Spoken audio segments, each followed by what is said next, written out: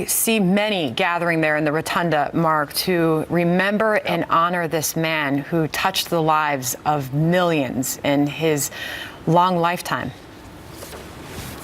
Absolutely, and I agree with what Britt just said. I mean, look, I'm sure that in the first century, after the Apostle Paul died, they said there'll never be a preacher like that again. We've had many of them, from Aquinas to Augustine, all the way through 2,000 years. And Billy Graham has been a great apostle of Christ in the 20th century. I mean, if you go back to the Gospel of Marc, Jesus said to his disciples, "Go out and preach the gospel to every corner of the world," and that's what Billy Graham did. He preached in 185 countries. More than 215 million people attended his revivals and crusades, and hundreds of millions more were reached through his books, through his television programs, through the radio. This was a man who probably with the possible exception of John Paul II, no single human being brought more people to Christ in the 20th century than the Reverend Billy Graham. Mark, he, as you put it, was a simple country preacher, but he was also a pioneer in several important ways.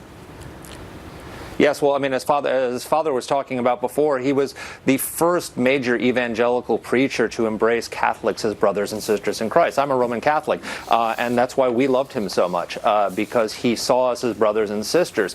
And that was really controversial at the time he did it, because it was considered heresy by some in the evangelical movement. But what he did was he taught us that a lot more united us than divided us, and that we weren't enemies. We were allies in the battle against secularism and moral relativism in the world, and that we needed to work together. And so he united us in that way. And second, he was a pioneer in the battle for civil rights. A year before Brown versus Board of Education happened, he integrated his rallies and his crusades, and he would not preach to a segregated audience.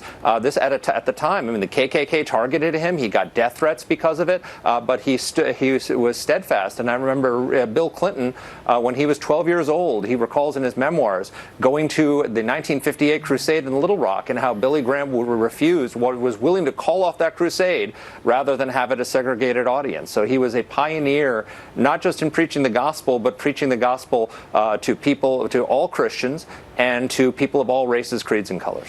I want to draw your attention to the screen there. You've been watching the motorcade carrying the body of the late Reverend Billy Graham after arriving at Dulles Airport just outside of Washington, D.C. a few moments ago. When he arrives there at the Capitol, House and Senate Sergeants at Arms Paul Irving and Frank Larkin will escort an honor guard carrying Graham's casket into the Capitol. Once inside the rotunda, Graham's body will rest on an unsanded pine platform. It's a remake of the catafalque, as you heard our Capitol Hill producer detail a short time ago. And there you have the motorcade arriving on Capitol Hill. Bill? Just watching that hearse climb the hill, it reminds me of a time not too long ago standing on that sidewalk in Washington, D.C.